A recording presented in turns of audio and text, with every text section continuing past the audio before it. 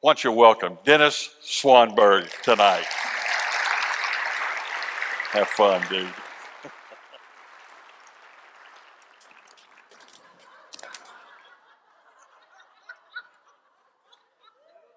My little Debbie's, who did that?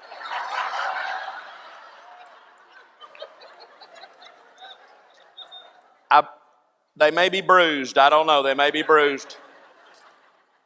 Lord have mercy. Where'd those come from? Right above me? Yeah, would y'all three young ones come up and help me pick these up? These are precious right here. Can y'all do that? Y'all are young.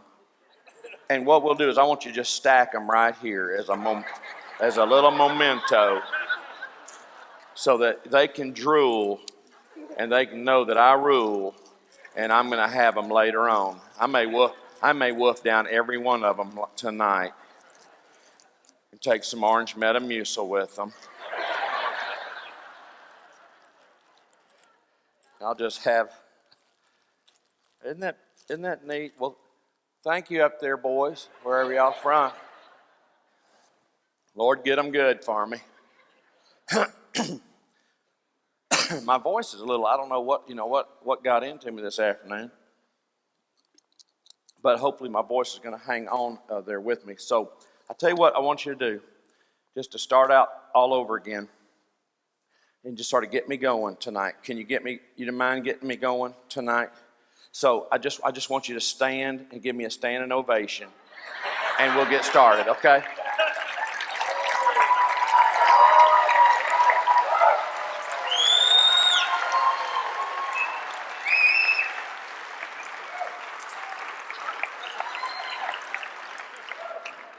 Thank y'all so much. And I don't know if y'all picked up on that, but it seemed like more of the ladies were into it. They're clapping for me. Y'all are sweethearts. And please understand that when I tell stories on y'all, I love you and I appreciate you and everything. And my wife's not here, okay? And I got to get it out of my system somewhere along the trail. We guys, when we get with other guys, we always sort of talk about y'all, either directly or indirectly, and we'll talk about marriage and having to deal with marriage. You young people, one day it's going to come, this thing called marriage. And you'll say, I do. And then a little later you go, I did what? But you think it's going to be so great and everything and wonderful and the wedding will be perfect and you'll walk out the door and then say, bye, Mom and Dad, I love you. And you've watched all those movies, Father of the Bride 1, Father of the Bride 2, Grandpa of the Bride 3, and on and on. And then all of a sudden y'all go on your honeymoon and everything, and you'll be going somewhere fancy, somewhere nicer than where I went. Big Swan. We didn't have any money. We were just working people. I was in the seminary. I went to Corpus Christi, Texas. Most beautiful brown water you've ever seen in your life. And back then, see, when I was raised, you'd get sunburned. You knew you were going to get sunburned. You didn't buy money on copper tone, tan, lotion. You got burned. You knew you was going to get burned. But we bring a big old bottle of vinegar and put vinegar on the burn. Vinegar, young people, pulls the burn out. Ain't no need to get that 15 and 30 protection. Just get you some vinegar. Now, only problem is when you put it all over your body, that night when you go to Shoney's, people think you've been dyeing eggs for Easter. That's where we went down there. We went down there and we had Whataburger. That's where Whataburger began, is at Corpus Christi. And we stayed in the La Quinta, which in Spanish means next to Denny's. And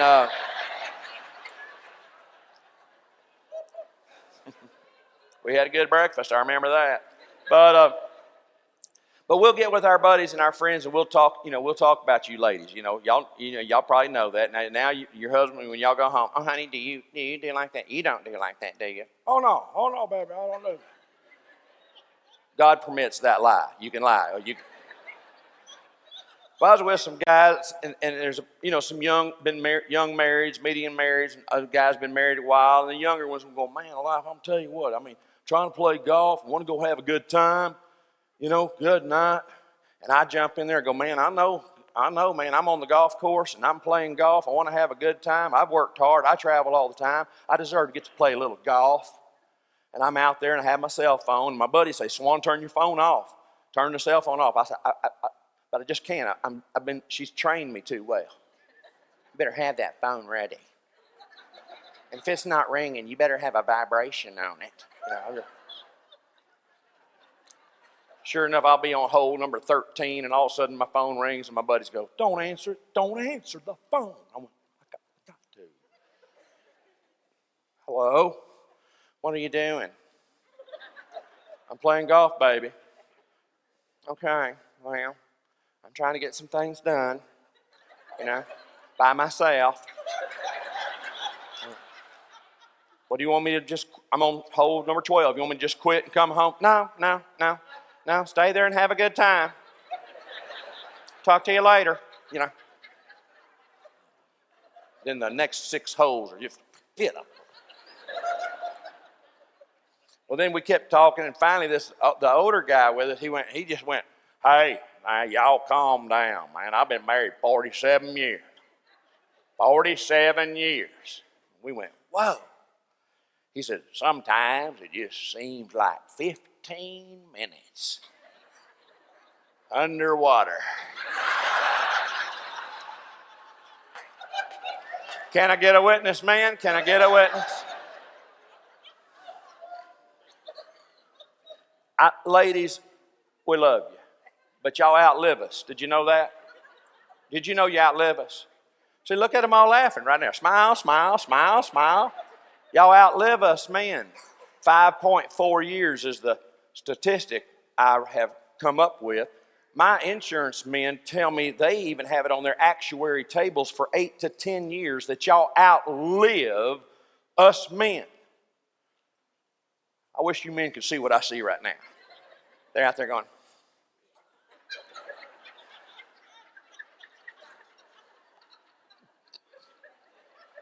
it's little happy thoughts they're having. But anyhow, I was at the Mel Tillis Theater in Branson, and I was picking on the ladies. We had about 2,500 senior adults. I love my seniors. I love all my seniors. I love giving them hugs and everything. If they're over 65, I give them a frontal, Well, I do, ma'am. Get over it. Okay, I do it.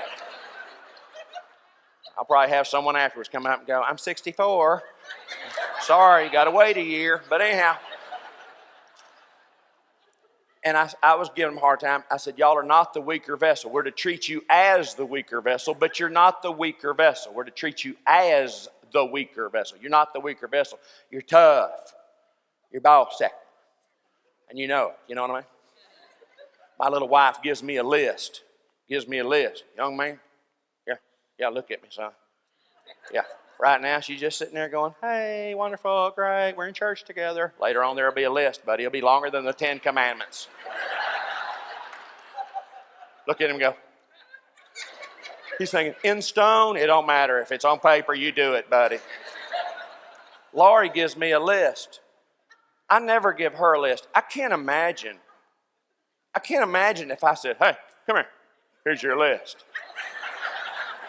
Have it done by the time I get home.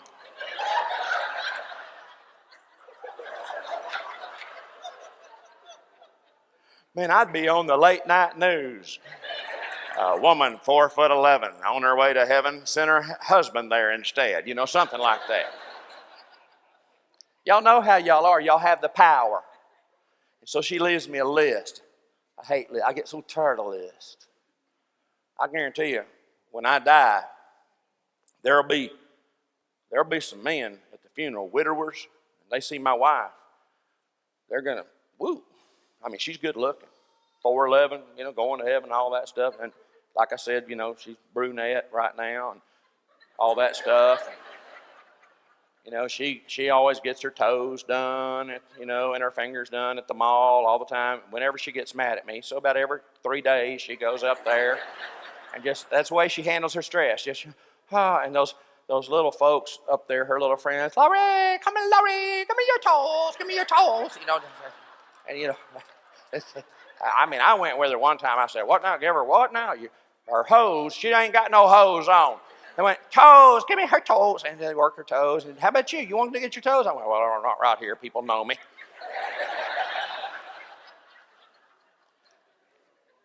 And so she's beautiful. I mean, she is. She's good looking, about 105 pounds, good looking. And I know that those widower guys are going to go, whew, hubba, hubba. I'm going to wait 6 months and make my move. Well, let me just tell you this, buddy. You better go by my casket and look, because there's probably going to be a piece of paper taped on the casket with the things that I have not gotten done. And you better count the cost, buddy. Count the cost. You look at the list, you're going to go, I think I'll move on. But anyhow, y'all outlive us. And so I was at the Mel Tillis Theater, and I was picking on the ladies, and they know I'm messing with them, and I love them. They know I love them. Good night. Well, when I finished, this man came up, and you could tell he'd had both knees replaced. And I've had my left one replaced. I don't know if you probably hadn't noticed, because I've done my therapy, and I'm doing pretty good. But he came up, he had both, I could tell he had both knees done. He's coming up going, Brother Dennis. Brother Dennis. I remember when I was a pastor, and I'd have some of those men at my church coming up to me, Brother Dennis, Brother Dennis. And I know I shouldn't have done this, but I said, Lord, can't you take them home? Can't you take them on home? And that wasn't right. I've gotten forgiveness for it. But anyhow, he's coming at me, Brother Dennis, Brother Dennis. I said, yes, sir. He said, I'll tell you why a man dies before a woman. I said, now why is that? We want to.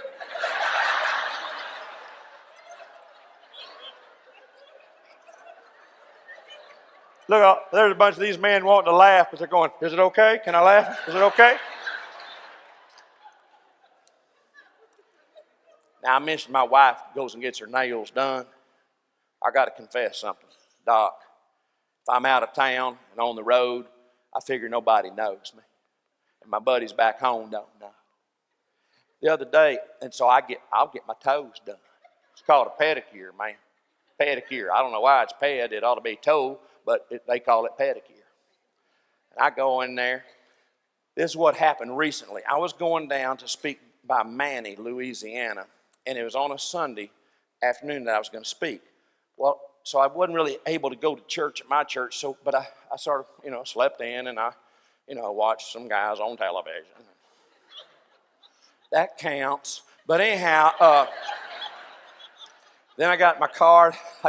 I drive from Monroe to Alexandria, and then I turn right on 28, to head over towards Fort Polk, Louisiana. It's sort of over in that direction. It's going to be at Anacoca,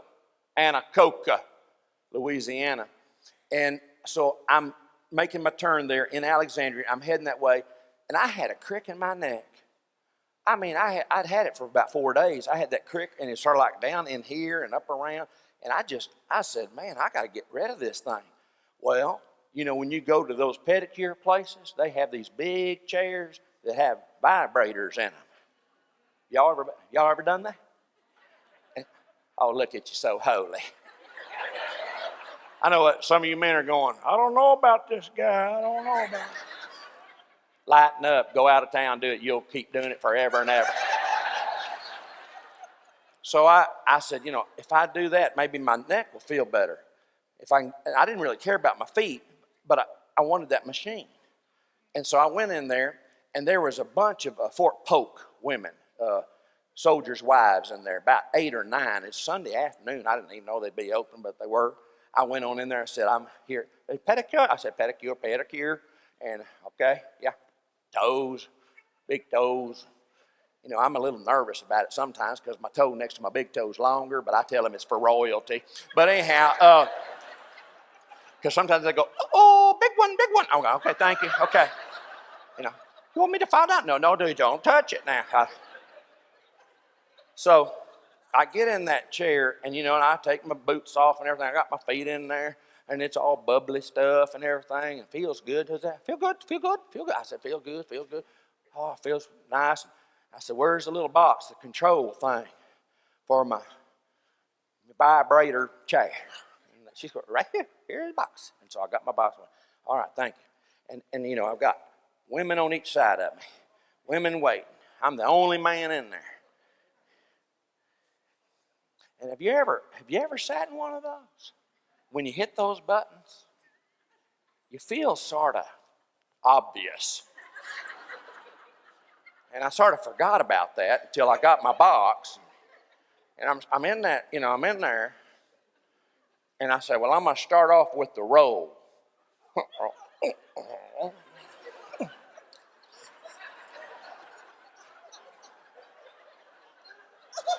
You know what I'm talking about? I mean, then I said, that ain't working. What am I looking like here with all these people? So I hit the kneader, and it started.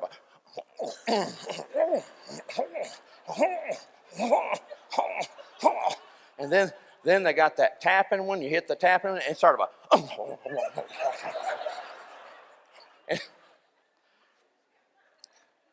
I guarantee you, I don't know how she was able to do my toes, but she clipped them while I was doing the old vibrations. I'm just passing that on to you. I still had my crick in my neck, but I just thought I'd tell it as a story. I love telling stories. Don't you love telling stories? I love telling stories. I wrote some stories down here that I wanted to tell you about. One was I was in South Carolina, and I was at First Baptist, South Carolina, and I finished my banquet, and I always have people come up and tell me stories. And this lady came up and told me the story of what happened to her daughter's friend in Houston. And it ended up being on the AP News, but I got it like first, hot off the press. And what had happened was her daughter had gone to the grocery store, and then she was coming out of the grocery store, and she was conscientious, ladies, and you need to be nowadays when you go to the store. She had her keys, had a key through each finger. She was ready.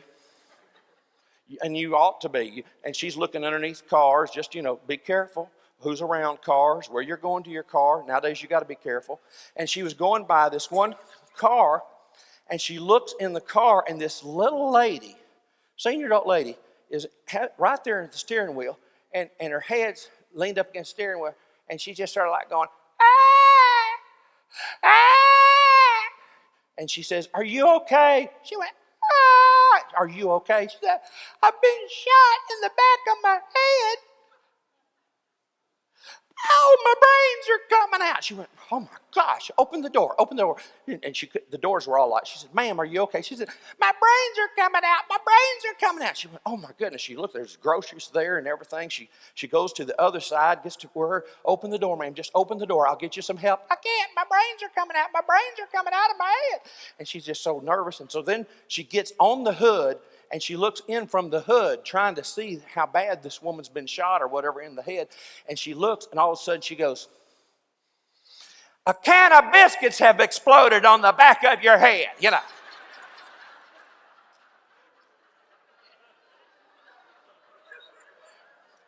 Those biscuits, I guess, had been sitting there and got hot and just pow, just right with a big old wad of biscuit.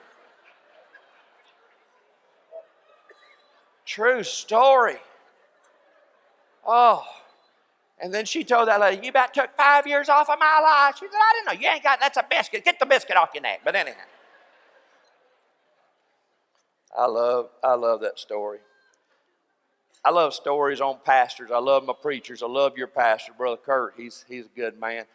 I'm sure y'all do stuff for him for Pastor Appreciation Month. Look at him there going, when is that? October. October.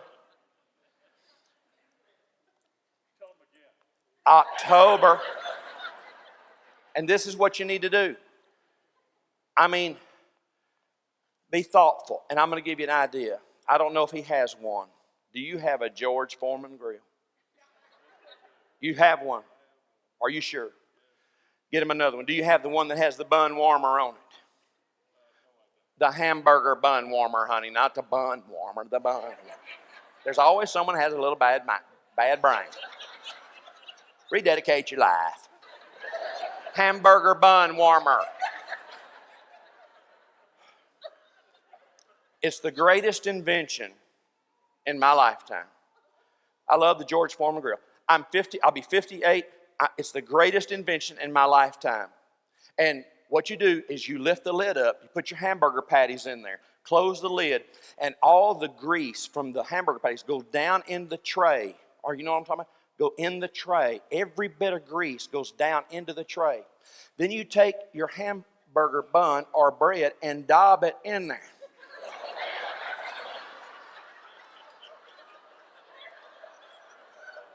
You don't lose one drop of grease. I'm telling you, you don't lose one drop of grease. It's the greatest invention in my lifetime. Now, if you're well-to-do and you go to a country club and you're going, I don't know, I would never touch that. Oh, let me tell you, if you're in a country club, you know what that stuff is? Au jus. That's au jus. That's what goes on your little prime rib. Just give me some au jus. That's from a George Foreman grill. So think about that. Get your pastor another one. I love the story I tell on my little Dusty. And oh, man, he's giving me some stuff. But I remember one time I was taking him to school. We lived 18 miles from the little Church of Christ school that they went to, Church of Christ, you know. And at least my boys going to Church of Christ school learn how to sing a cappella. They don't have instruments in the church. Okay, moving on. But anyhow, so he was just like in first or second grade. And so it was January. It was cold. We had like 30 degrees. And so my wife, Laurie, she says, okay, you're going to take him to school. And I said, all right, baby, come on, boys, let's go. Yeah, come on, get in the car. Oh, Dusty got in there, and Chad Bo got in there. And Dusty was in the back seat. Chad was in the front seat. So we're driving, and we're talking, trying to have some bonding time and everything. We're just about to Washita Christian School, pulling by Mickey D's, only about a couple miles to go. And all of a sudden, Dusty in the back seat starts crying. And he just goes, I said, I'll quit your crying now. What are you crying about? You're going to be mad, Dad? You're going to be mad, Dad? I'm not mad. Now quit your crying. Be a man. Be a man. What are you crying? What are you crying about? You're going to be mad. I'm not mad. Now tell me, what are you doing? Why are you crying? He went, I forgot my shoes.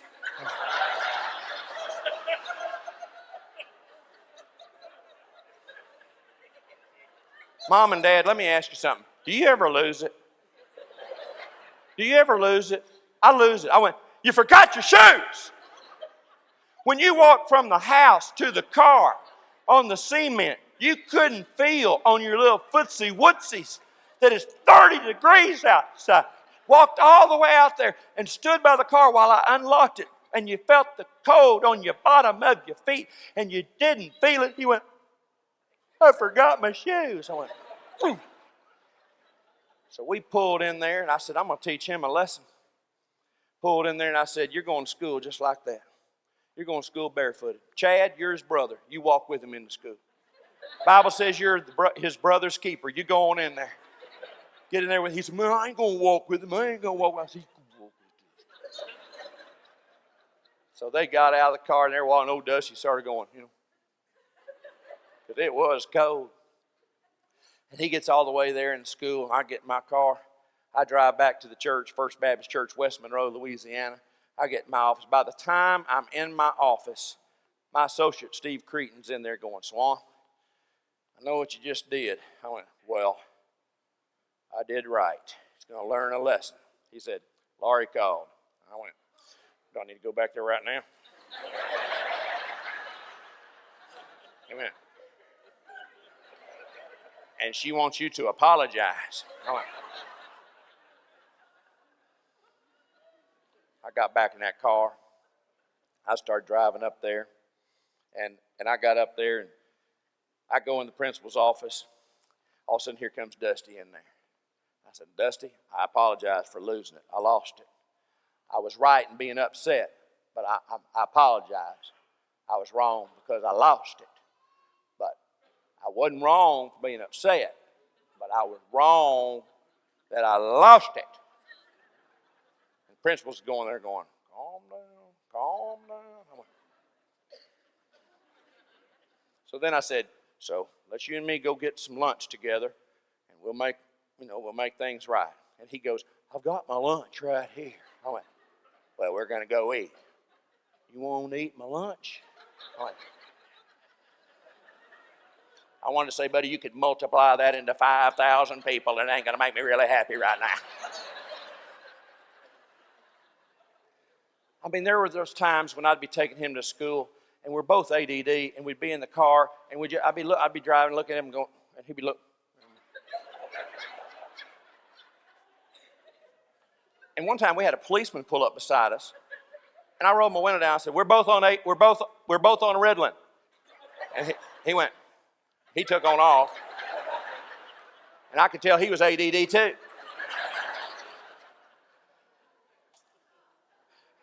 I love stories. You know, don't you love stories? I think back when I was growing up, more and more stories that I think of. One was out with Grandma and Grandpa's house. You'd be out there, and we'd spend a couple of weeks every summer with Grandma and Grandpa. And sometimes you get bored. If you've been in the city and you go out there, you're sort of bored. You know, what is there to do? We had a stick horse, you know, that we'd made. You know, we'd take a sock and we'd fill the sock up with hose, and then we'd put buttons for eyes, and then you'd ride around, you know, playing horsey out there, and you know, you're trying to entertain yourself. I remember in the late afternoons, early evenings, you're sitting there, and we only had one channel, and the show that was on wasn't really good or interesting. You're sitting there, and Grandma and Grandpa, they're great people, but they could just sit there, you know, just sort of. And I'd say, y'all want to do anything? And they went, I think we're just going to rest a little bit here. But they had a phone, and it was called a party line. How many remember a party line? Young people, is where you shared a phone with other farm families, like on the same line, see. If like we were talking on it, then the farm down there couldn't talk on it because we're on it, see. And there might be 5 other farms sharing this line, you know.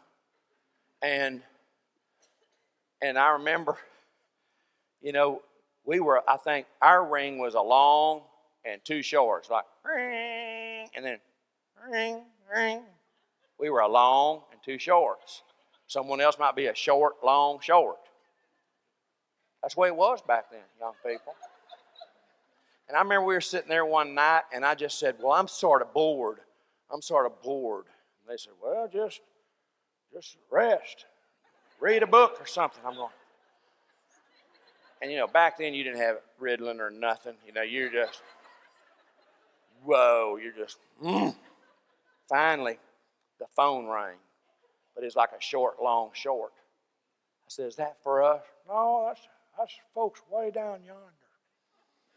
By the creek way down there. We don't know them very well. And I said, well, we ought to get to know them better. And Grandma said, well, we need to. And so I did what she did sometime. And I went over there, and they said, now be real careful when you lift the phone up. Got to be real smooth. They were in on it. They were in on the sin. And I remember I lifted up that phone and we listened. We listened to other people. Now don't hold that against me. How can you pray for someone if you don't know what's going on in their life? That's where intercessory prayer began. On a party line.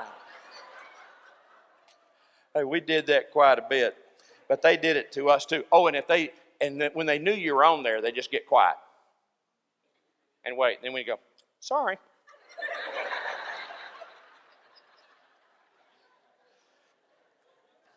Oh, we had some good times. My dad, Floyd Leon, given me a lot of material over the years. I remember when when I was going off to Baylor to go to college, you know, that was sort of a big for him, you know, when I went to school, you know, and because he didn't understand college and stuff like that. He was proud of me going, but, you know, just don't get uppity now. Don't get uppity. Just because you're going to college, you don't need to be acting like you're somebody. You know, I'm going to tell you something. I love you, but you don't look good and you ain't something. You know. But I finished Baylor, and then I told Daddy, God's calling me in the ministry. I'm going to go to seminary. Well, good night. How long does that take? I said, well, Daddy, you know, I got to prepare to preach and everything. My dad, I think, has funny feelings about preaching, because sometimes I'll tell him, like when they got their new pastor down there at Hyde Park, I called him and said, Dad, how's Brother Kai doing? How's he doing? First day on the job as pastor, and this was some years ago. He said, he's really good. He can preach. I'm telling you, he can preach. I said, well, that's great. He hides behind the cross. That's good. That's good. He hides behind the cross. That's good, Dad. That's great. And then my dad said this. He said, he moves all over the platform. He just moves all over while he's preaching. I said, well, Daddy, I move all over when I preach too. Is that what they're teaching now at the seminary? Our pastor before stayed behind the pulpit, never moved for 35 years. I went, well, we're breaking free, Daddy. We're breaking free. But I get tickled at him. And he'll say things like, y'all preach too long. You just go on and on. Preach for 45 minutes or an hour. Who do you think you are, Charles Stanley? I said, well, Daddy, he has to go that long because he has an hour program. I know it. Is that who y'all trying to be like? Good night. After about 15 minutes, that's all I need. I can chew on that for a week or two. Well, anyhow, so, you know, he's always been that way. And then when I said, Dad, I'm going to go and get my doctorate, that really blew him away. He said, now, you do not need a doctorate. I guarantee you do that, and all you're wanting is people to call you doctor. I said, Dad, no, I just want to learn more. Oh, good night. That's pitiful. And then my mama would chime in, Daddy, he is trying to learn to show himself approved. He's got plenty to be approved of already. You don't need a doctorate. I said, Dad, but he didn't understand. But I went and got my doctorate. But all of a sudden, when it's time to graduate, he came. And, you know, my dad was so proud of me. You know, he was. And so I told my wife, Laurie, I said, baby love, when we finish getting hooded and all that stuff and get our degrees, I want you to, let's be sensitive and let's go out to eat with them where they like to eat. They love cafeterias. My mom and dad love cafeterias. Luby's, Furs, Piccadilly, White's. I said, let's go to the cafeteria right afterwards. And we were finished like right at noon. And she goes, okay, honey, here you are. You get your doctorate, and we go to a cafeteria. You know, I don't think it's right. I said, baby, let's just go there and we'll eat. And then tonight we'll go out somewhere nice and celebrate just us two, and eat somewhere real nice. Well, okay, fine. So sure enough, my dad comes up, we all hug. He goes, where would y'all like to eat? Where would y'all like to eat? I said, Dad, we saw a White's cafeteria right there off of Seminary Drive and I-35. He went, I did too. I said, well, why don't we go there? He said, that would be fine with me, but now whatever y'all want now, it's on me. I said, well, that'd be good. So we drive over there, you know, of course, Laurie's still sort of, you know, go over there and get the Luann platter. And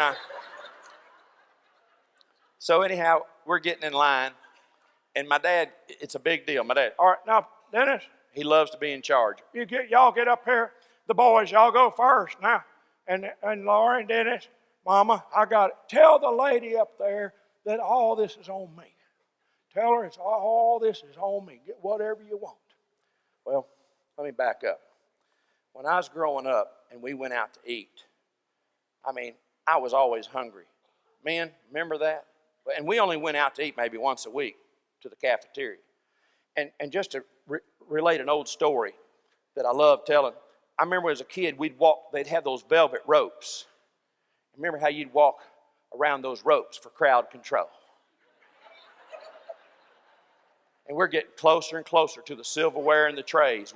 We're eating with the wealthy people tonight. And finally, we get up there to the silverware and the trays, and my dad's famous phrase was this: "Everybody get your hardware. Everybody got your hardware." And my dad's loud. He runs printing presses, and he drove that John Deere Papa John tractor for so long. He's loud. He doesn't even know he's loud. "Everybody got your hardware." People in the back of the cafeteria are holding up their hardware going. My dad's second famous phrase was this: "Everybody drink water. Everybody drink water. I ain't paying for tea. That's ridiculous how much they charge for tea. Everybody drink water." One time, 3 people brought their tea back.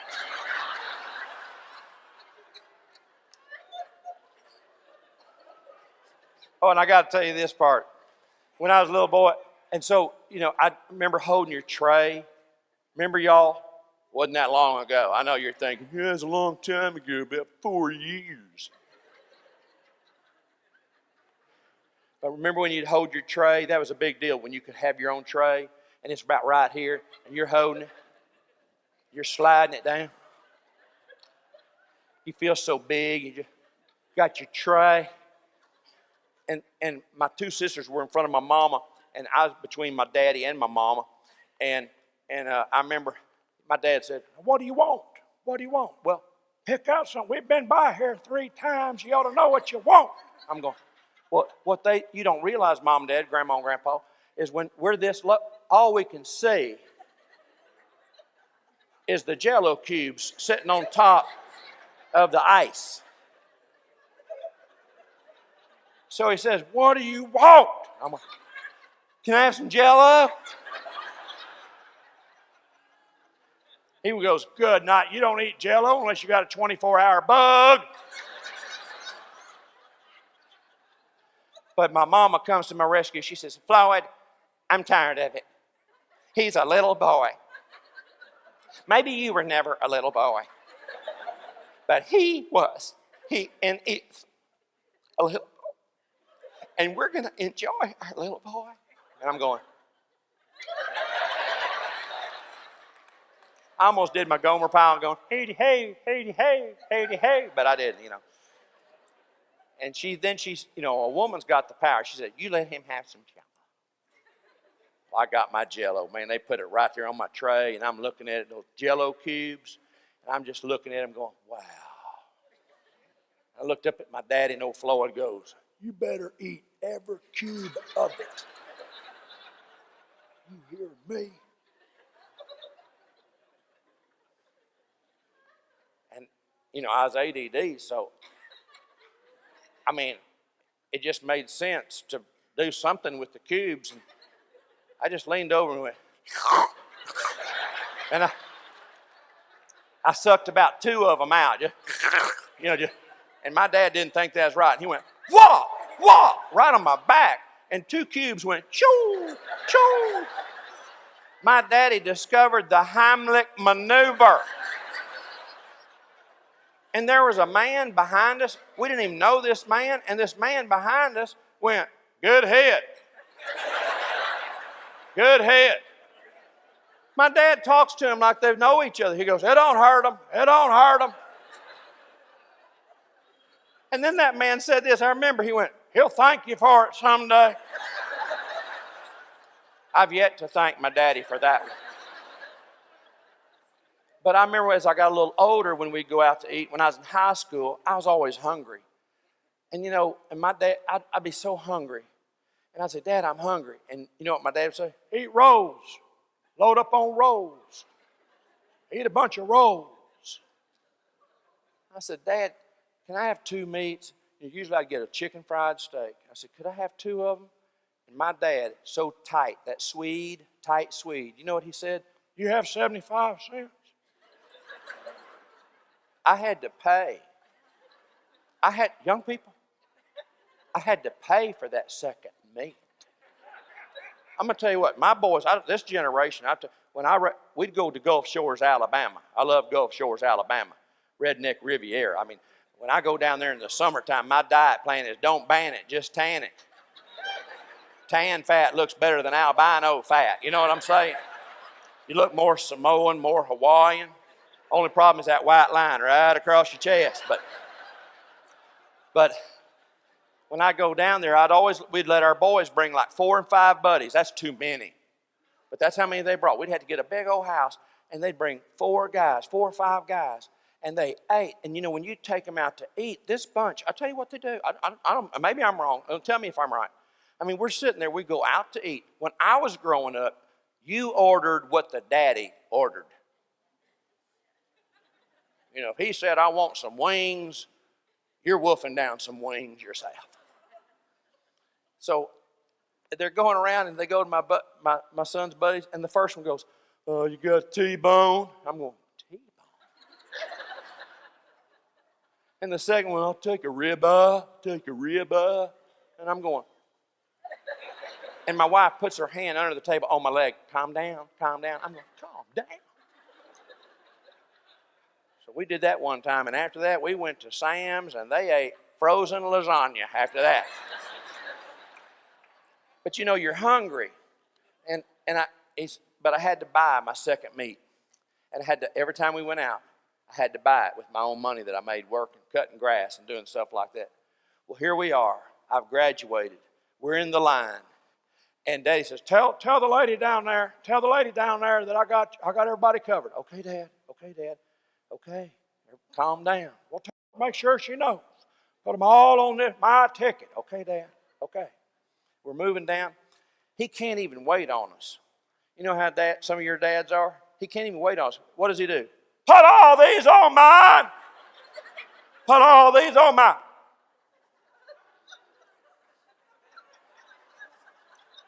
We're going, help me, Jesus, help me, Jesus, help me, Jesus. And so we're moving down, and all of a sudden my dad said, hey, Dan. I said, yes, sir. And I don't guess I'll ever forget it. He said, get you 2 meats. Just get 2 meats. You know, look at me. I don't need it now. But my dad, he was proud of me. That's the way their generation said, I love you. See, little things like that. My dad's sort of the type, you know, sometimes I'll give him a hug and I'll kiss him on the cheek. It sort of gets him stirred up. I hug him, kiss him around the cheek. And you know what he'll do? He'll go, well, you got plenty of gas to head home. I said, Dad, have you looked forward to seeing me? Your mother's been talking about it all week long. Well, now, Daddy, do you miss me? Were you wanting me to come? I'm going to tell you one thing. She's been calling her friends and telling all her friends. But Daddy, have you been looking forward to it? Where'd you park your car? He's just not real good at that. But I think back when he said, get you 2 meats, that's his little way. His little way of saying, I love you. And that's fine. It's sort of like the story of that little boy during welcome time. He found his papaw and went over and said, Papaw. Hey, boy, what's going on? Papaw, I love you, Papaw. Love you too, son. He said, Papaw, talk like a frog. Talk like a frog. Why do you want me to talk like a frog? He said, well, Mama said when you croak, we're going to Hawaii.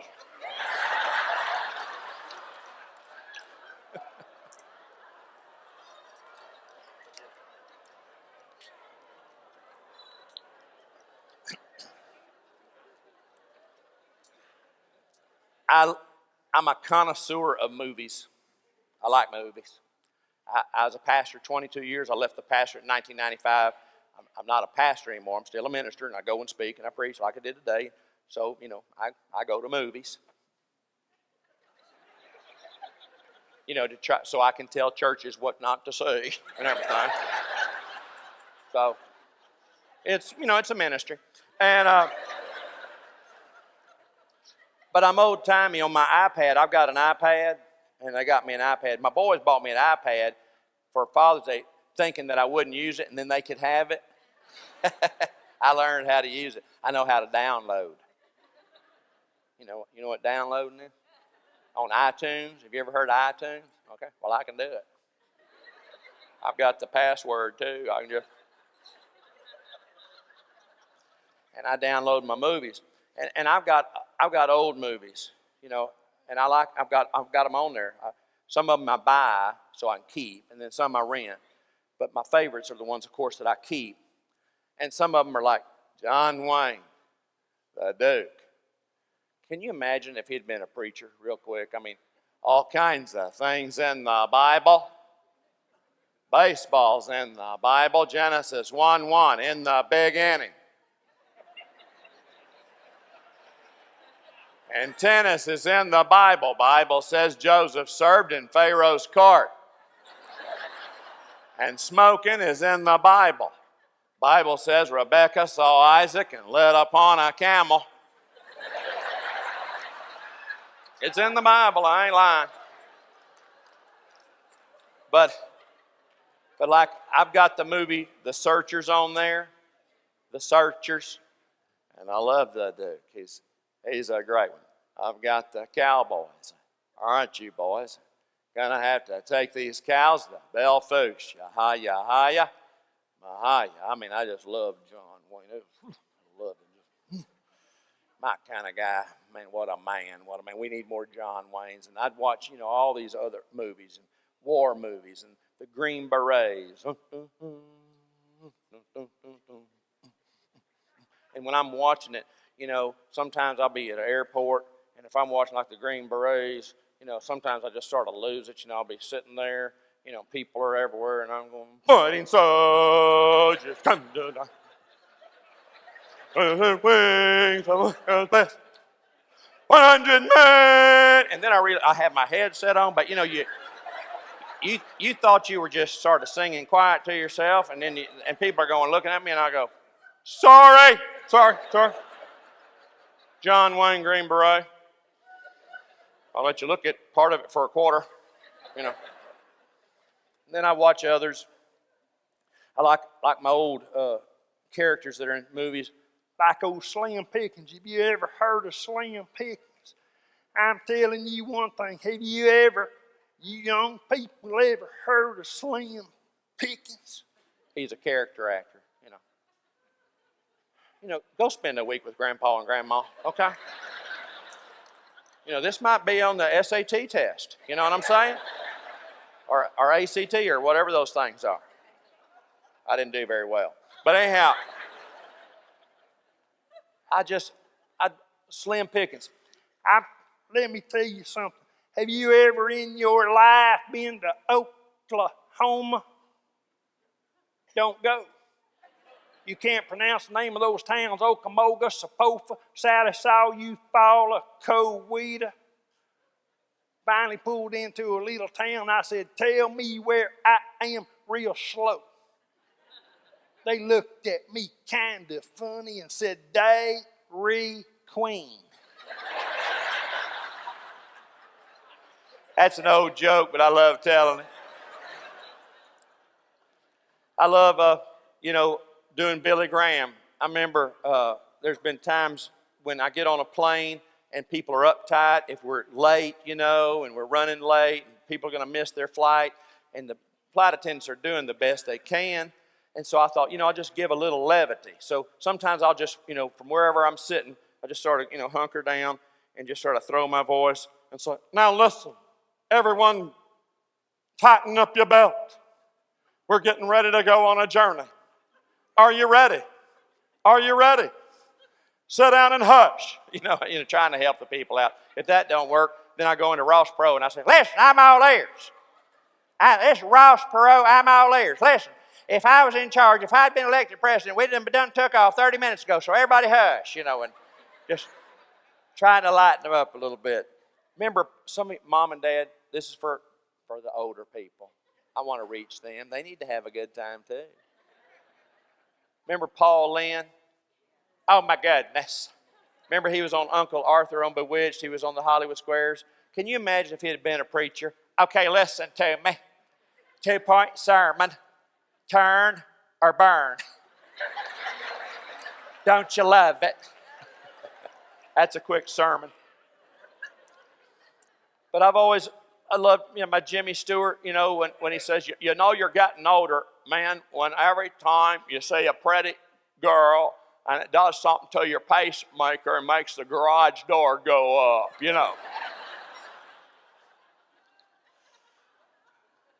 I love watching all those old movies. I got Spencer's Mountain on there. See, that's where the Waltons came from, out of the movie Spencer's Mountain. That's what, made the Waltons. Of course, do you know the Waltons? Okay. Good night, John. Good night, Jimmy. Good night, Sally. Okay. Moving on. Don't you feel for my grandkids when I have my grandkids someday? Y'all want to watch Jimmy Stewart? Grandma, Mama, we're not going over there. It makes us watch these old movies forever, And I love telling all these stories. And I guess one of my all-time, favorite stories, though, in the Bible, I love the stories in the Bible. The Bible says Jesus always spake them a parable. He always told them a story. And a parable, sometimes he'd sort of stretch it a little bit. Remember the story of the guy that was sort of being judgmental on a fella, and he was looking at that guy's eye and said, you got something in your eye there, boy. You got a little speck in your eye. While he had a big old tree trunk coming out of his eye. That's hilarious. Did you know that? See, some of you are nervous going, I don't know if we should laugh or not about that. You see, sometimes we see every story in the Bible in light of the cross, and sometimes that's appropriate. But sometimes we ought to see these stories in light of the open tomb. And sometimes we fail to get the gist of the story.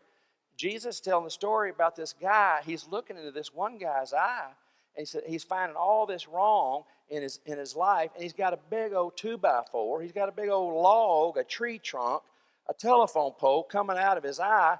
And if you drew that out in cartoon fashion, it's hilarious, isn't it? But we're sort of going, well, I don't. It's hilarious. I mean, when the guy turns, that big old log in his eye. As I think about that story, I realize that there's a log, but imagine if that plank, some call it a plank. What if that was a glass plank that magnifies? You know how a plank of glass can magnify something, make it look bigger than what it is? What if that plank in his eye was like a glass plank? Everything he looks at in someone else's life is magnified, isn't it?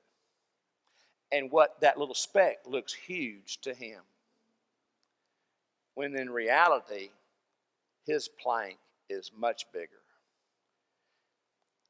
And then when I read that story and I think about that story, I think about my own life story. For a long time, some 50 years, I had a tendency to really magnify what's going wrong in someone else's life. Even as a young pastor, when they'd come forward and they'd share some stuff with me at the front of the church, when I didn't know any better, I went, good night. Whoa. Woo. Anybody else know that? But then I learned you just need to be pastoral and go, woo. But that's really nothing. The problem is, throughout my life and sometimes my ministry, I think I was magnifying almost everything that happened to everybody else.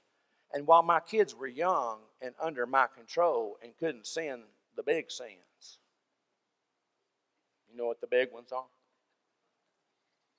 I remember when I went to Baylor, my mama said, promise me you will not do the big sins. I said, Mama, sin is sin. I know it. But don't do the big ones. I said, Mama, what are the big sins? You know what she said? You know what they are.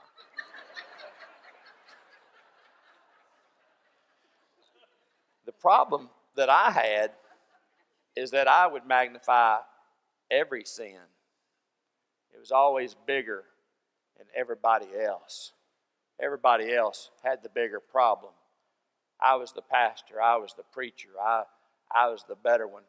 I never really did the big sins. I was a compliant child. I just happened to be compliant. I didn't do a lot of that stuff because I didn't want to break my mama and daddy's heart. So I didn't do some of the big ones. But my heart was just as sinful as if I'd done the big ones. I've told people before, you start thinking yourself pretty holy and you haven't done the big ones. Well, let me ask you this.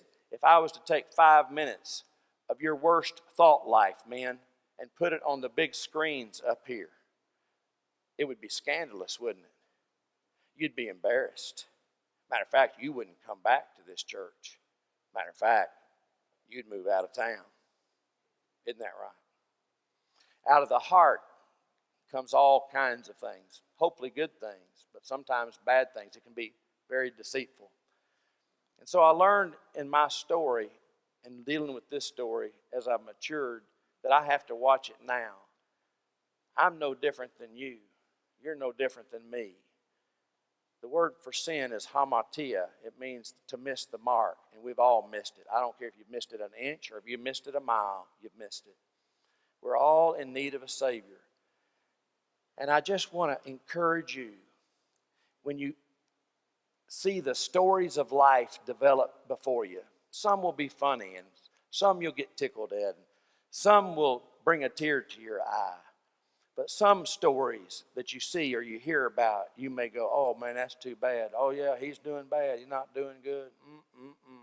Yeah, I don't want you dating him. I sure don't want you dating her. No, we don't need to marry into that family. Like your family's any better than any other family. We're all dysfunctional. Have you ever thought about it? We are, because you're in it, and you're weird. You're different. I'm normal, but you're different. So when you think of that story next time about the log in the eye, imagine it just being a big magnifying glass in that eye. And be careful not to magnify the sin of someone else to such a degree that it makes your sin look small and insignificant. We're all sinners, but praise the Lord, by the grace of God, we can know His forgiveness, we can know life, we can enjoy life, we can begin again. There's hope, and there's hope for tomorrow. So God bless you, and thanks for letting me be with you back this evening and tell you a few stories and laugh just a little bit more. You've been an awesome bunch tonight. God bless you. Thank you for being here. Thank you. Thank you very much. And thanks for the little Debbies.